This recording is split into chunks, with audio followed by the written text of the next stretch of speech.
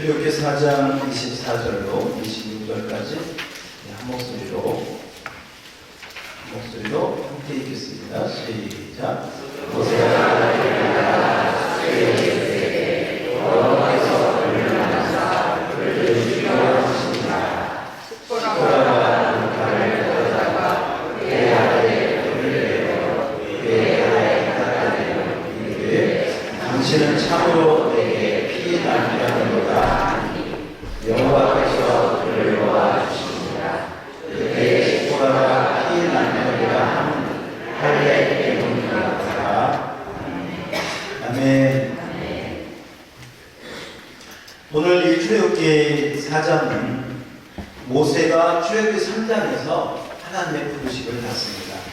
너가 광야에서 양칠 것이 아니라 이제는 애국으로 가서 내 백성, 고통받는 내 백성 이스라엘 백성들을 인도해서 애굽에서 이끌어내서 가나안으로 인도해 다오 하고, 하나님께서 모세를 불러서 가시떨기 불꽃 가운데 부르셔서 모세에게 사명을 주시고, 모세가 처음에는 못 갑니다. 저는 말도 못합니다. 저는 이것도 못합니다. 저것도 못합니다. 핑계대고 못 간다고요. 하나님께서 아론을 세워서 또 여러 가지 기적과 표적을 통해서 가라. 그래서 모세가 드디어 결심하고 이제 하나님이 시킨 대로 애굽으로 가서 이스라엘 백성들을 인도해야 되겠다 하고, 이제 말을 타고 애굽을 향해서 가는데, 하나님이 명하신 일을 잘 감당하기 위해서 애굽을 향해서 가는데, 가는 길에 일어난 일이에요. 그 일어난 일이 말이죠, 이상한 일이 벌어진 거예요. 그 이상한 일이 뭐냐면 하나님이 모세를 죽이시려고, 아니 하나님의 명령, 하나님의 사명 잘 받아가지고 그 사명 잘 감당하겠다고 지금 애굽을 향해서 가는데, 하나님이 갑자기 길의 숙소, 길의 숙소라고 하는 것은요, 그 중동 땅은 여행자들이 많습니다. 또 나그네들이 많습니다. 장사하러 오가는 사람들이 많습니다. 그 사람들이 지나다가 그 길에서 우리로 말하면 여관 있잖아요. 숙박업소 하는, 여관, 잠시 자다가 또 자고 가는, 바로 그 길의 숙소에서 하나님께서 모세를 만나가지고 모세를 죽이시려고 했다는 거죠. 좀 어색한 장면이에요. 모세가 힘겹게 가나안을 향해서 애굽을 향해서 하나님의 사명을 감당하기 위해서 떠나가면 잘해라, 격려하고 힘을 줘야 되는데, 갑자기 하나님이 모세를 죽이시려고 했다는 거예요. 그런데 모세가 죽음을 앞에 놓고 심각한 상황이 벌어진 것입니다. 하나님이 모세를 어떻게 죽이려고 하셨을까 모르겠습니다. 지금으로 말하면 갑자기 심장마비가 와가지고 완전히 그냥 중환자 상태에 갑자기 떨어졌든지, 오늘 보니까 모세가 몸을 움직일 수가 없는, 그리고 정말 숨을 가쁘게 몰아쉬면서 죽음을 코앞에 둔 그런 상황. 자, 이때 모세의 아내 시보라가 어떻게 하느냐, 돌칼을 가지고 자기 아들, 아마 이 아들은 둘째 아들 같습니다. 둘째 아들 엘리에셀이 지금 태어난 지가 얼마 안 됐습니다. 유대인들은 아이가 태어나면, 특별히 남자아이가 태어나면 8일 만에 반드시 해야 되는 예식이 있습니다. 그게 뭐냐? 할례를 행해야 돼요. 아마 엘리에셀이 태어난 지 8일 정도 되었을 때 이 사건이 벌어진 것 같습니다. 그리고 이 아내 시보라가 돌칼을 가져다가 자기 아들의 포피를 베어서 그 벤 포피를 가지고 지금 죽기 직전에 하나님이 죽이시려고 하는 그 직전에 있는 모세의 발에다가 그 포피를 던지면서 당신은 나의 피 남편입니다 라고 외쳤을 때, 그때 하나님께서 모세를 죽이시려고 하던 것을 멈추고 놓아주셨다, 풀어주셨다. 그런데 오늘 말씀은 그 26절 말씀을 한번 띄워줘 보세요. 자, 26절을 다 같이 한번 그대로 읽어봐요. 시작. 여호와께서 그를 놓아 주시니라. 그때 십보라가 피 남편이라 함은 뭐 때문이었더라? 할례 때문이었더라. 다른 말로 말하면 여러분, 할례 때문에 지금 누가 죽을 뻔했어요? 모세가 죽을 뻔했어요. 아니, 모세 같은 하나님의 종도, 모세같이 하나님의 일을 하겠다고 결심하고 나서는 사람도요, 할례를 받지 아니하면, 할례를 행하지 아니하면 하나님이 죽이시려고. 할례가 그렇게 중요한가? 할례가 그렇게 중요해? 그것 때문에 모세를 하나님이 죽이시려고 했어? 성경은 정확하게 이야기합니다. 그랬다고 얘기합니다. 왜냐? 자, 우리 창세기 17장을 한번 우리 다 같이 보시기 바랍니다. 창세기 17장을 우리 자막 띄워주시면 되겠습니다. 창세기 17장 9절을 보겠습니다. 자, 9절부터 우리 한 절씩 교독하겠습니다. 9절부터 14절까지 한번 교독하겠습니다. 하나님이 또 아브라함에게 이르시되 그런즉 너는 내 언약을 지키고 내 후손도 대대로 지키라.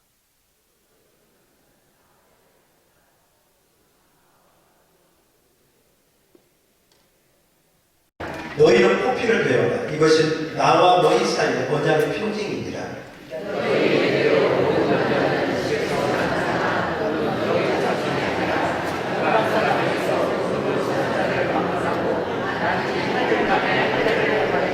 너희 집에서 남자든지 너희 돈으로 산 자든지 할례를 받아야 하리니 이는 내 언약이 너희 살에 있어 영원한 언약이 되려니와 할례를 받지 아니하는 곧 포피를 베지 않는 백성 중에서 끊어지니 그가 내 언약을 배반하였습니다.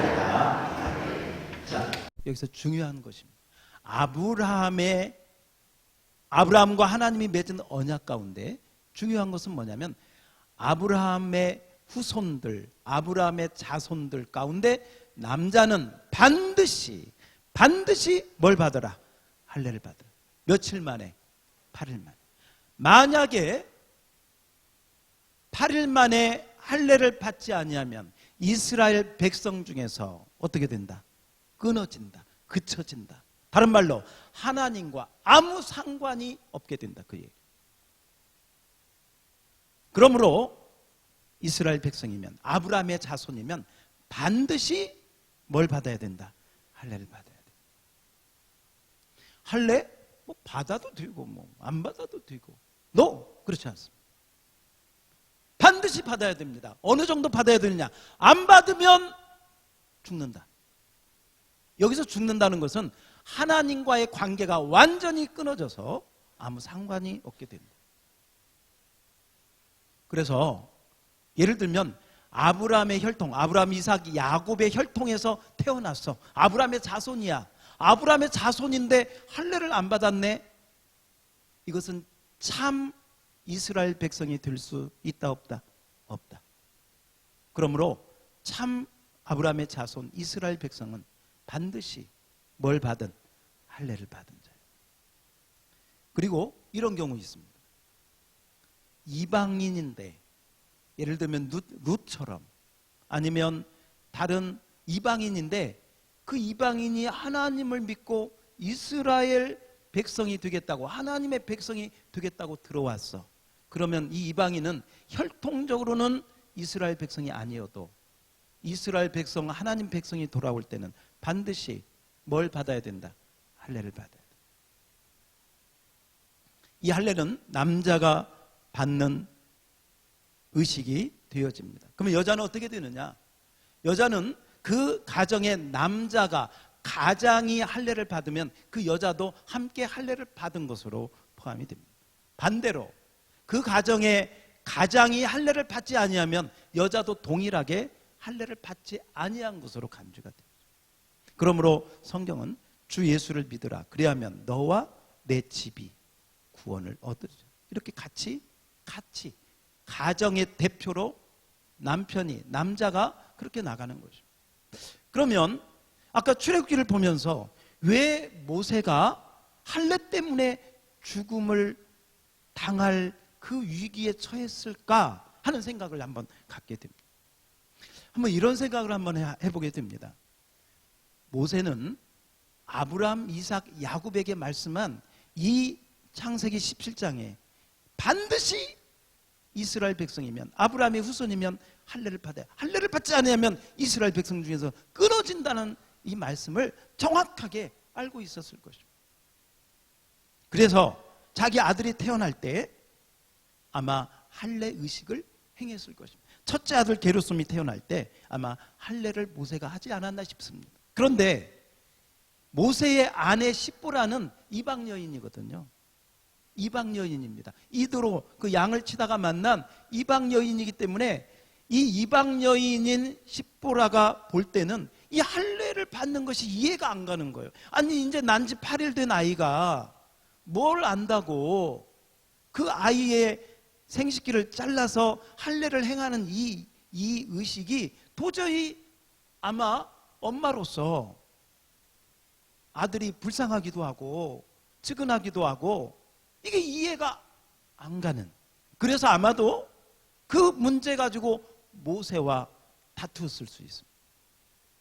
우리 아이를, 이제 갓난아이를 꼭 그렇게 해야 되냐, 8일 만에 그렇게 해야 되냐.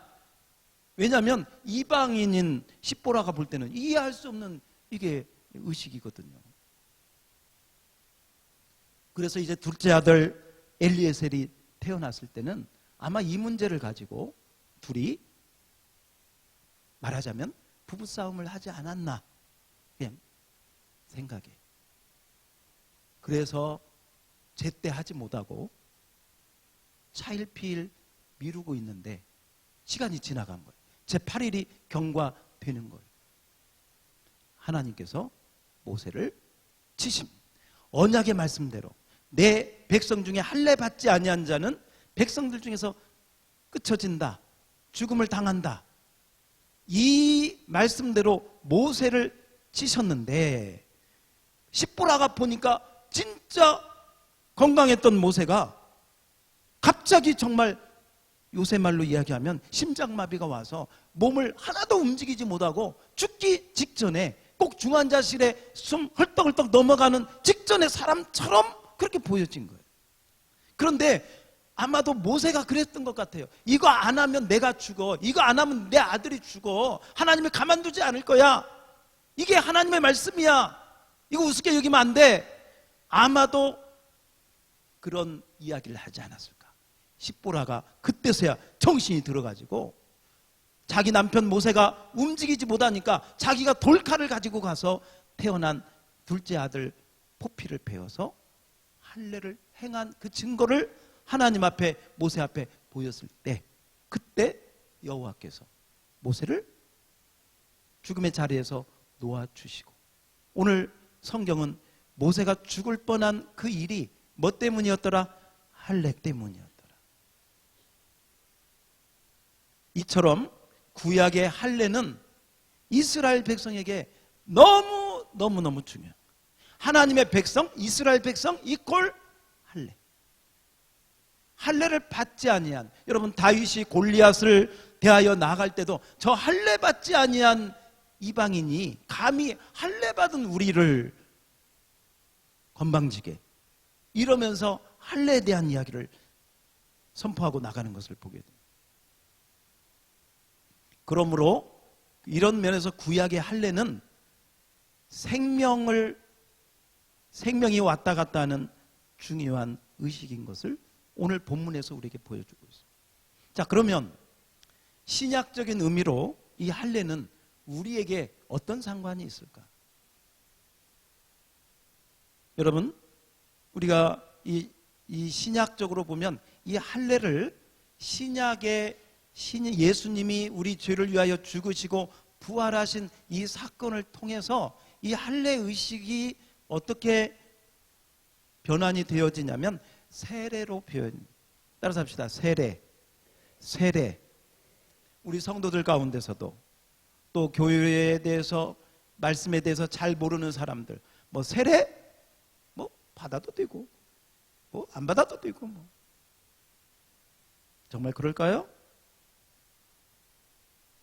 오늘 제가 성찬 예식에 성경 몇 구절을 읽었는데 그 요한복음에 보면 내 살을 먹지 아니하고 내 피를 마시지 아니하면 나와 상관이 없느니라 말씀하고 있어요. 하나님하고 아무 상관이 없어요. 교회를 열심히 다녔다고요? 아무 상관이 없다. 세례는 하나의 의식이 아니라 여러분의 생명과 직결되는 믿음과 생명과 직결되는 하나님이 제정하신 예식인 것을 믿으시기 바랍니다. 그러므로 세례를 받는 자는 이 세례가 얼마나 귀하고 복된 것인가를 알아야 되고 그런 자부심과 신앙적인 믿음을 가지고 받아야 되고 아직 받지 못한 분들은 어떻게 하면 나도 하나님의 자녀가 되는 정식으로 하나님 나라의 자녀가 되는 이 세례를 받을 수 있을까 하는 그런 사모함과 기대감을 가지고 가셔야 돼요. 왜냐하면 여러분 이 세례와 이 할례는 공통점이 있습니다. 이 세례는 예수님의 죽으심과 부활, 예수님이 나를 위하여 살을 찢으시고 피를 흘리시고, 따라서 합시다. 피를 흘리시고 할례를 행할 때도 피가 흘려집니다. 세례를 받는 믿음의 고백으로 예수님을 영접하고 예수님 앞에 나아갈 때도 예수님의 그 흘리신 피를 통하여 할례도 살에다가 하는 것입니다. 예수님의 피와 살도 예수님의 육체에 그 고난이 새겨져서 그 보혈의 은혜로 그 십자가에서 살을 찢으신 그 은혜로 우리가 구원을 받고 구원받은 증표로 세례를 받는 줄 믿습니다. 여러분, 그러므로 이 세례 예식은 단순히 의식이 아니라 형식이 아니라 받아도 되고 안 받아도 되고 그것이 아니라 내 영원한 생명과 직결되어 있다.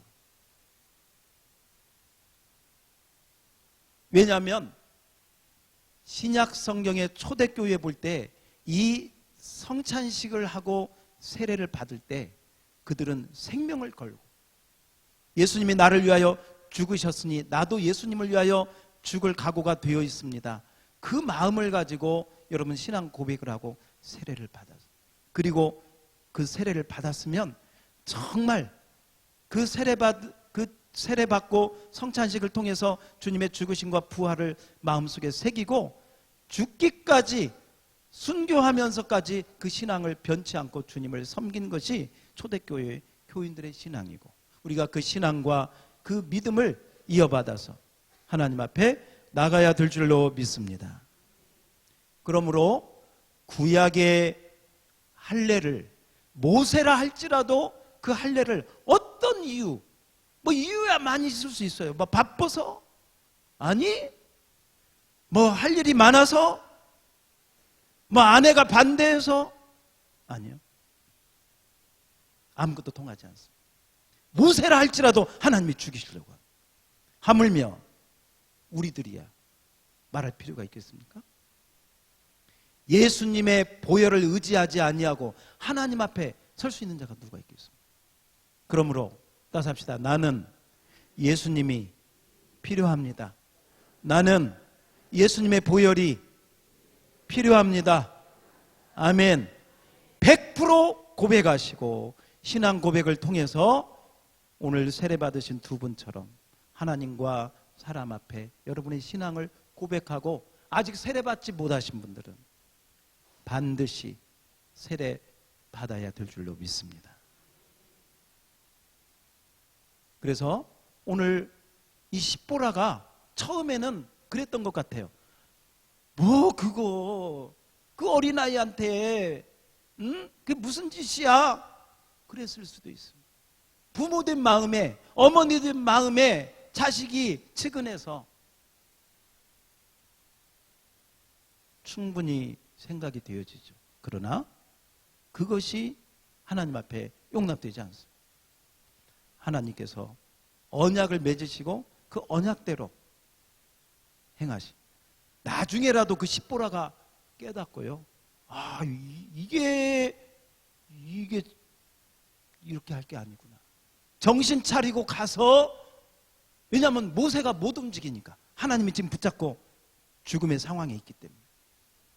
십보라가 가서 그렇게 행했을 때 모세가 그 죽음에서 자유롭게 된 줄로 믿습니다.